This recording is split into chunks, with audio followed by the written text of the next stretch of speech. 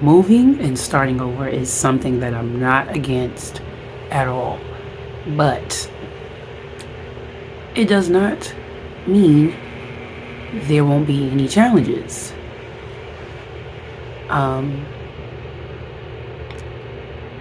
It also doesn't mean to give up on it, because now I know I'm moving and starting over, to start worrying and to start speaking negatively about something that I didn't even experience yet, like talking myself out of it. I just prepare myself for these challenges. I prepared myself for some of them. Some of them I had to sit at the altar and speak with my spirit guides, and I was just like, wait, what I said? Did I agree? I asked for this? Okay, so, but it's cool. Like, even with all the challenges, I still will not revert back. I could do the moonwalk, but there is no walking backward for me.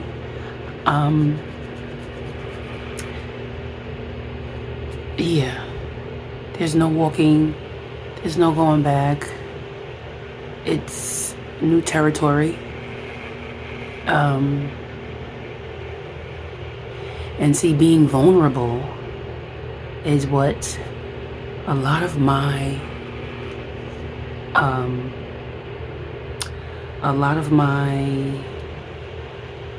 I'll say challenges or issues come from, or stimulate from, because I'm from Brooklyn, New York. And I'm only going to say that because I can only speak of the experience that I've had there. So, you have to be like survival at a concrete jungle, hustle bustle in school, on a block. Everywhere you go, you got to be like, what? Who are you talking to? Type energy. So it's just like, you don't have no vulnerability. A vulnerability. Or its lack of. So I was like that around select people. Children, I work with them all the time, so I would be observant with them, but I was more in the receptive mode around them because they are the least tainted. But being around adults who are just adults, who are children, who are not healed and just projecting, you just have to learn how to put those blocks up. So being in that space, being vulnerable, was not something like first-hand thought of. By the way, 2 disclaimers. It's a snow day for me.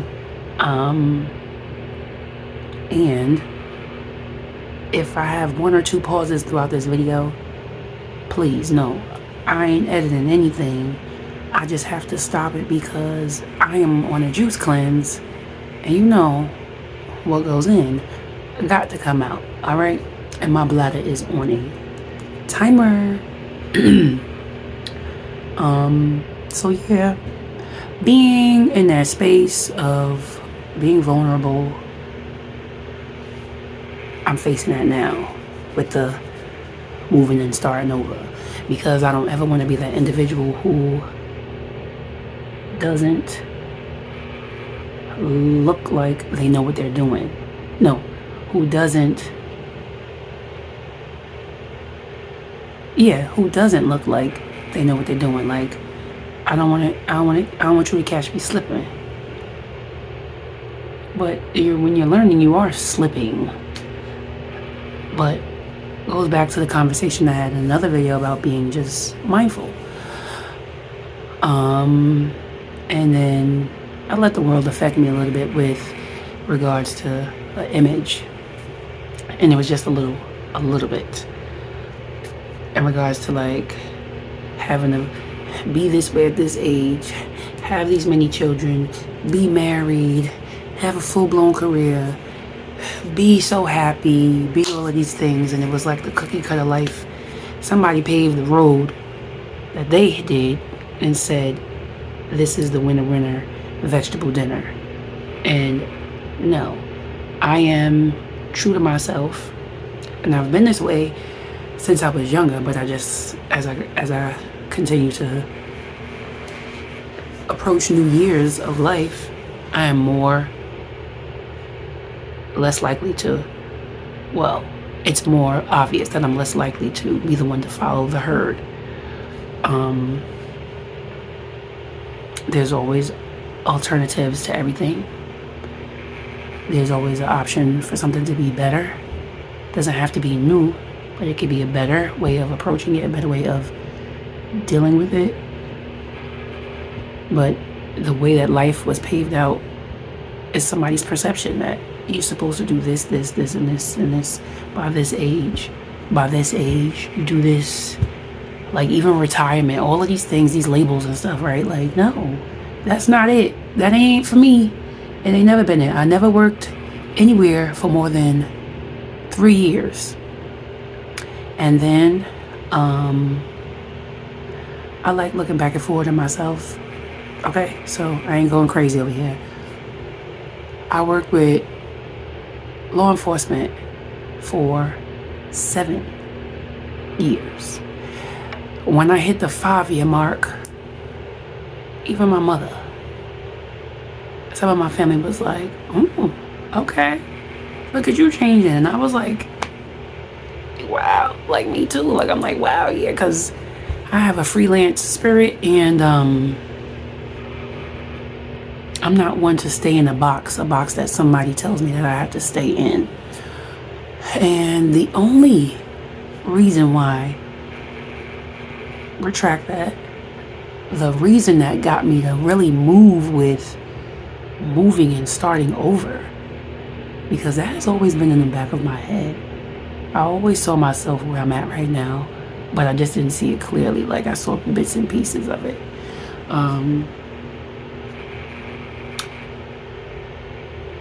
Was when the world was put on this fear-mongering pause in 2020 or whatever year. And then people were going around threatening people, talking about if you don't do this, you ain't gonna be able to keep your job. Whoo! They got the right 1 and the right 2 and the right 3 and the right 4 right here. I'm very respectful of space, law enforcement, whatever, in many shapes and forms. But one thing you're not gonna do, again, is force your views on me. So if in my own personal life, I'm not allowing anyone to tell me how I should look, how I should dress, talk, be in all these like cliques and things where everybody sounds alike and doing things alike and just fake laughing around each other, like just not being real. What makes you think that in the employment world that I'm going to do it? And I'm talking, this is me talking out loud, like they got me all the way effed up. Okay, the minute that they started threatening people, that's when the chambers started moving for me. It was just like, oh, okay, now it's really time to lock it in and get your game plan on. First off, I don't move in fear. I don't let nobody experience in life change my view or move me. So like you could share your story with me, I'll hear it, but then I'll just be like, okay, that ain't me. Respectfully, that's you. So people like to come up and, you know, what they hear on the news, and they be like, oh man, we're not gonna have any, it's gonna be snowing so bad, we're not gonna be able to get any food, and we're gonna be hungry and cold and miserable and bored and all these things. And I'm like, no, not me. I'm not that. You could be that, right? So for them to imply that if you don't get you gonna lose your job. Baby, here, take the job. Take it. Because I'm gonna walk out and I'll live on some twigs and branches and survive off the land if I have to before I give in to let you impose your views on my body. Not putting anything on me because you said I have to. What? Maybe I was traveling, airplanes, trains, buses, everywhere. That was the best time to travel. And if you didn't, well, it's not gonna happen. Maybe for another 20 years when they start fear-mongering again. But that was a liberating time of life. Told you, I gotta go. So, yeah, that was an experience that not many people will ever be able to tell a story about. And then that just showed me even more how I could be free and how who I am like was coming into full fruition. Like through something negative came to positive. That was a moment where a lot of people, even some people who were even moving in fear, saw that they were liberating because, you know, they quit their jobs and then, or had to quit their job and then became really successful with freelancing, however they do their businesses, booming at home. Whatever it was that they tapped into. Some people became really, really successful in that downtime. And even you could just feel it. It was just a difference in the universe. And this is how good I know it was, because now they started saying, oh, you got to come back to work. You got to come back. You can't be home. You cannot do no hybrid stuff. They didn't want none of that. Because you know why? Everybody was getting, it was freeing. It was freeing you not in a box. Even if you do like want to be in that space, in the box, you know the capacity of your brain expanded. And if it didn't, I'm sorry. But I know a lot of people who I was circling with, their brain expanded, ideas. They were becoming more successful. It was like, wow, I never knew that I needed this because, like, I didn't know. So then that one little thing set off a bunch of rocket of desires in other people's lives. And some people said, F it, I ain't going back. And then some people didn't even plan to quit. It wasn't even like MySpace, you know, where I was on the roadmap to getting out because I don't have time to play. Like, you know, relationships that people don't want to be in. They don't have to necessarily be abusive. But when you start planning in your head, at least for me, a lot of women, I'm going to say women, plan and hear before it comes out. So you get on my nerves more than once. It happens a lot. Now I'm just like, all right, how can I get out of this? How am I leaving? But I will make a reference to like an abusive relationship, right? When you just finally had enough and you know that you are worth more. You pack it up in here first, and then you physically start packing up stuff, and then, you know, you can hide some of the stuff that you know, maybe your partner is not going to find. And then that final day, when, you know, they leave for work or they leave for something, you set it up so that you can get out of there and it be clean and smooth. And that's just how it was for me with work. So they threatened, and I don't threaten me, because I'll take it up a notch. And even after the point of people was like, oh, well, they stopped it again, like that abusive stuff, like, oh, I'm finally over it. Like, no, I'm not going back. You cannot get me back because of, oh, money and time. No, I choose peace over paychecks any day. Salary, great according to New York, but please, city jobs anywhere is a joke to me. Like, it looked good initially because, you know, you coming from, maybe a lot of people are coming from nothing, and then you do need it. And, you know, and that's not to say that I wasn't grateful for this space and this job, the opportunity to be there, because it allowed me to network and put some seeds in other people and have long-term connections for other stuff. But in the spectrum of it, helping you live day to day, no, because still had to have another job. You still gotta have like 2 or 3 jobs in this economy, period, because the world is just setting people up to be relying on the government to help them live their life. But so many people are so smart, and they are tapping in and using their talents and making it a way so that their talents can help them live like being themselves. But in the same token, it's cool to be of service however you want to, with working for the people, right? But you still find your element somehow. So it's cool to see people doing that. But that was my moment. And me leaving New York was a whimsical thing. I thought I would never do it. And it was always something in the back of my head, like I would see it, me leaving New York to not live there, because I've traveled, whatever, a lot. But it was impactful. Like I'm like, wow, this really happening. Because these people thought, they was gonna hold me down, like, oh, I can't live life because I have to have this Jabberwocky to work. Okay. It's not happening. So me leaving, I had a plan, but starting over at any age, and please, I had so many people trying to stop me, because again, people fearmonger and then they project them because what they grew up seeing, what they grew up hearing.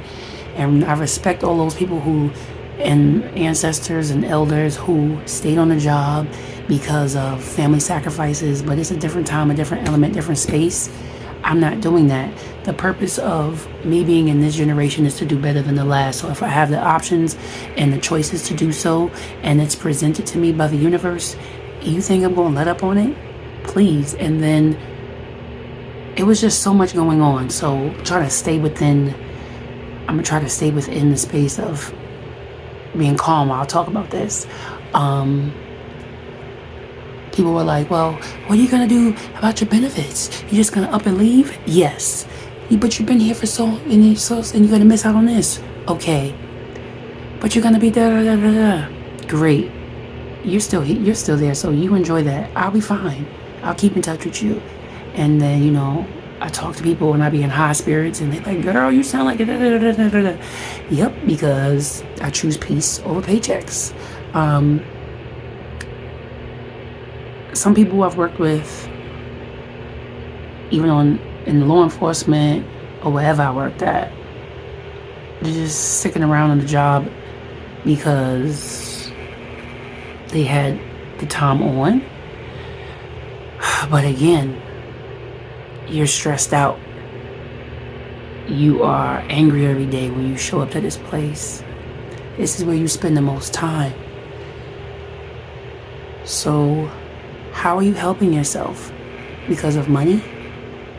That's not gonna, you see how they come in and go out, right? But you still there. You're the common denominator. So me looking at that, me hearing these conversations were all intentional. Now that I look back at it, when people kept implementing, I've been here 10 years, I've been here 15, I've been here 30 years. And this one coworker I had, this lady was so miserable.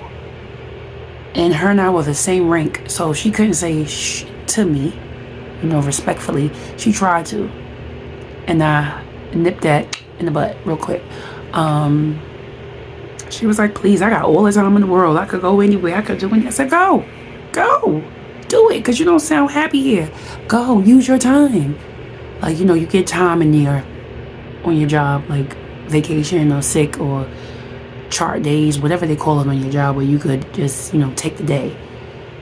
And she would always rub it in to people to show like some type of, this is what she was, this is her life. Like without this is what I heard. Like without this, she is nobody.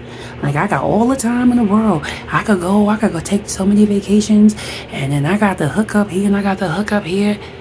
So what are you waiting for if you got all of that, right? But she's miserable. She had like 30-some years on the job, but she's miserable. And then that was just a big highlight for me, like right in my face. I don't want to be that person. I don't want to show off.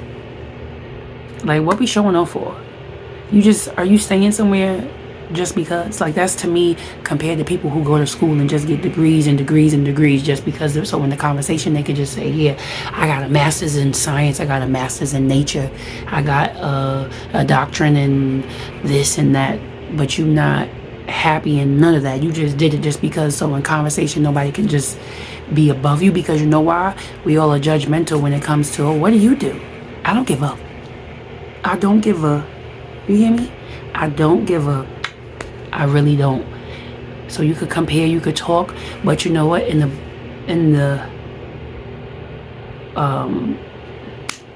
end, in the beginning, in the middle, you want to do it. You want to do it.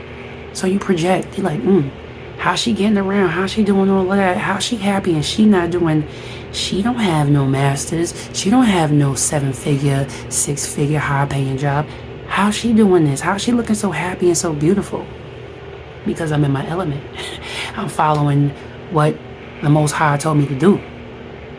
And it's been a beautiful journey. Not a hell of a journey, but a heaven one. A heaven sent one. A heavenly journey. All because I took Most High, God, whoever you want to acknowledge the Creator as, Source. Source was like, I definitely need to work with children more. So let's say this is a mirror. This is not birth control. Let's say, this is the item that the Source has, the Most High has, and this is what I'm holding on. And Source is just like behind Source's back. It's like this, right? And then I'm just like, Source is like, let go. And I'm like, I know I trust you, but what I'm letting go for? Like, what am I doing? Can I see? And like, no, but you just said you trust me, so let that shit go. And I'm like, okay. And I'm like, okay, I let it go a little bit, right? Still holding it. And I'm just like, but can I just see a little bit before? Like, Source is like, yo, can you just let go? And I'm just like, all right, F it, boom. And then, bam, pops up the bigger thing.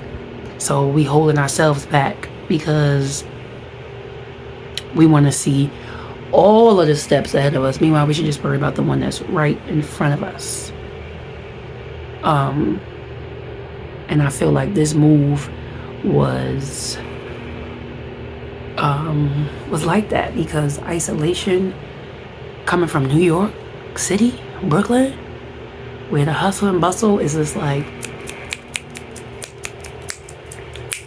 right, I could get anywhere I want, train, bus, walk, Uber, barely driving because ain't nobody trying to move because they want their parking spots.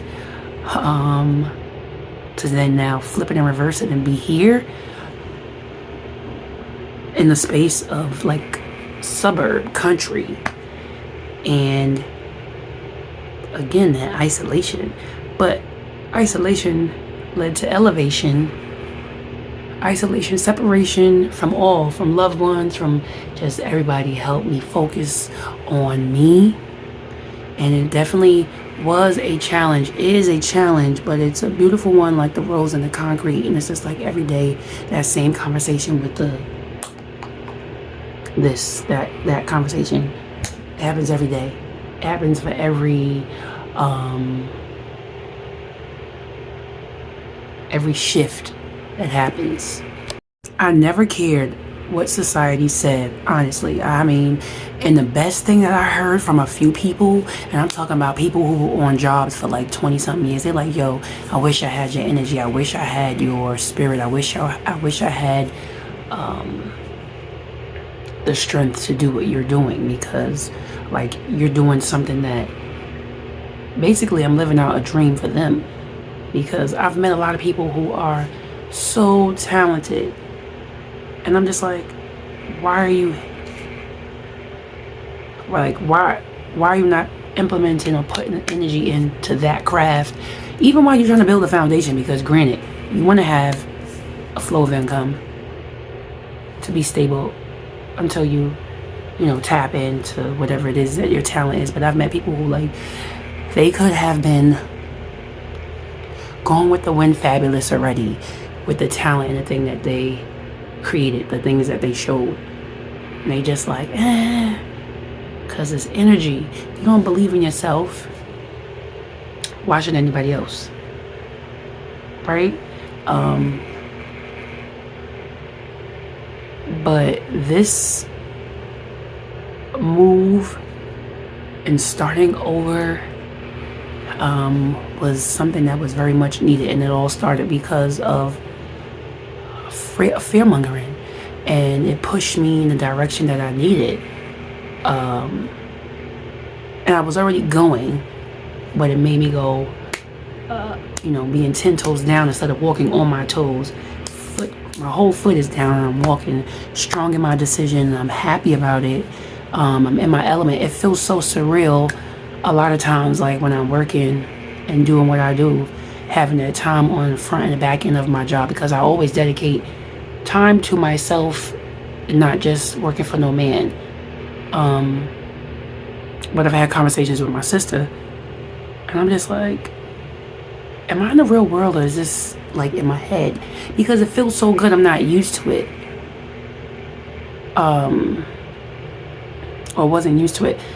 And years of not doing something, or years of not having that experience, it's just like you're looking around like, wow. And you're just like, this is really happening to me. This is happening for me. And all I had to do was trust, and literally one little thing. It wasn't even a physical thing. It's nothing that you can hold in the air like, here, let me pass this to you. No, it was a mental thing. And that is the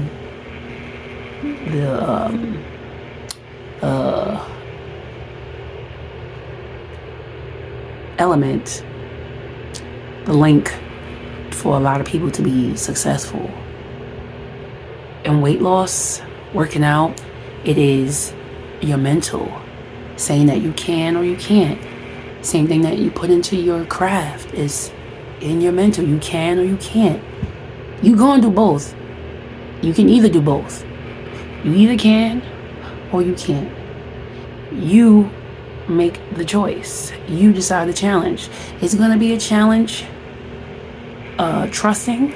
Absolutely. Well, is it gonna be a challenge living a life that is not in alignment for you, where you're always in haywire and in trouble and crossfire? Absolutely. I want the challenge of the shift to be better, and I welcome it. I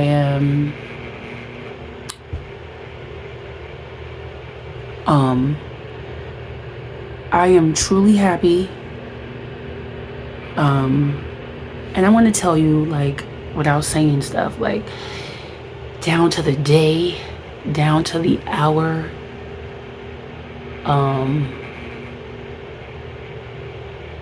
when I'm first off, dang, hold up, I gotta calm down. So city jobs, kudos to y'all, but y'all also suck.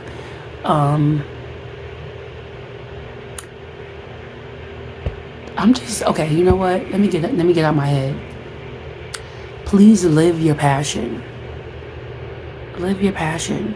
Whether you have to work a little bit with somebody else, but do it how you want to do it. If you don't want to be, whatever job title you want to think about, right? Because you don't want to some people be so ashamed. That's what I'm moving into.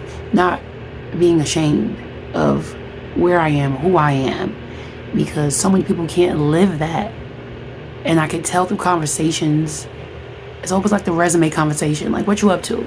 Oh, life is good. Can you imagine if people really just came up to the table and like, yeah, how you doing? Well, I'm behind on here. I am shifting and working on shadow work. I really don't know what to do at this moment, but I'm just trusting and believing.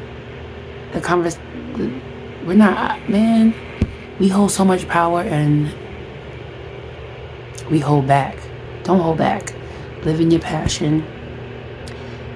And until it is like 100% the way you want to do it. And if 100%, if you're already there, like seriously, if you're already there, then that's cool. But if you're not, this video is for you.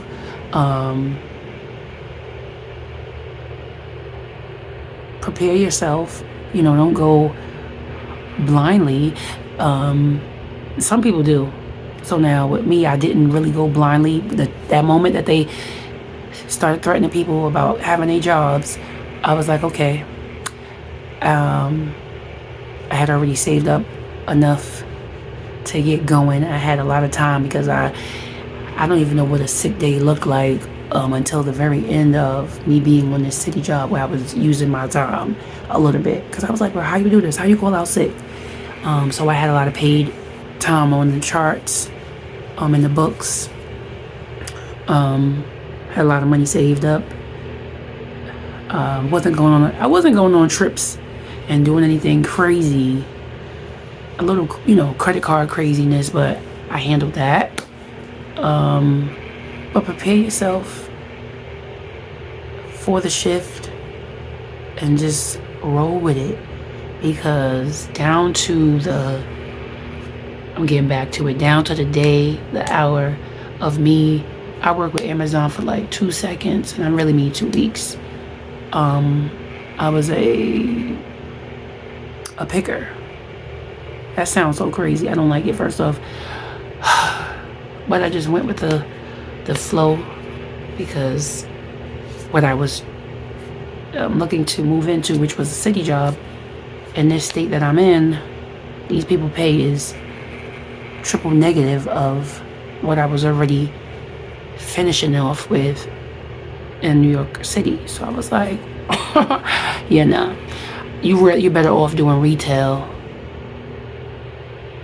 The retail out here get paid better than the city. But that's a whole nother argument, because the people out here have been telling me,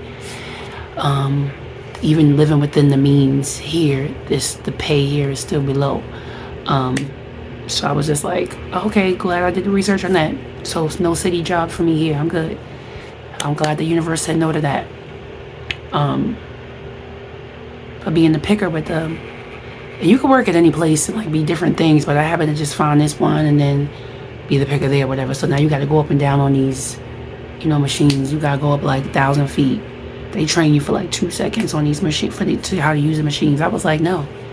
And then when they said, oh, we're going to give you, I don't know how, there we go with these ultimatums again. We're going to give you like 3 days to go to the doctor and get a note that you can't go up in heights, and then we'll accommodate you. I ain't going to no doctor. I didn't have any insurance at the time because I had just shifted to this state. But I was not moving in, I was not fear-mongering. My mom was good. Family was good. And I was just like, okay. And then literally a day later, that evening, I made a phone call to call back a place that I had already put energy into working at, because I could be of service and be myself and be in that element. And they was like, yeah, you could come in. We got you. So we still have space for you, because I'm gonna give you a quick backstory on that. I shut this place down. I was like, nah, I'm good. Thank you for the opportunity. Bye. But so I also happened to call, and My application was still there. They didn't shred that thing. I was the only one there. The only one in that pile of those who said no or whatever. The no pile. That was only there.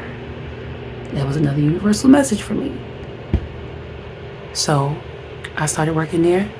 Within the 3 days of Shorty on the left who wanted to while out talk about I gotta get a doctor's note. Bye. So I just followed. When you hear intuition, when you hear the inner voice, listen, that is what I am doing. Like that clear audience, like, you know, your clairvoyance. Some people clairvoyance, some clairaudience, where you be hearing stuff but you don't be listening. Yeah, that be me sometimes. A lot of times. All right, calm down, y'all. A lot of times. So yeah, this negative, this season of, people think rain is negative, a negative thing. A pour down is negative, but I'm gonna end on this note. When you plant a seed, it has to be in darkness. It has to be watered down. It has to go through a phase of darkness for a good while before it starts even getting some type of bud or foundation to really set itself in. And then what happens? It blossoms, it grows out of the ground, starts budding more, blossoms, and then we got stronghold of whatever plant you want to call right now, you want to think about. You got to remind yourself about that every day. I'm so happy that the moving is starting over. Me trusting is leading to magnificent things. I'm Marisha, your health and wellness coach. I'll chat with you soon. I wish you well. And I hope this story move you like it moved me again. Later.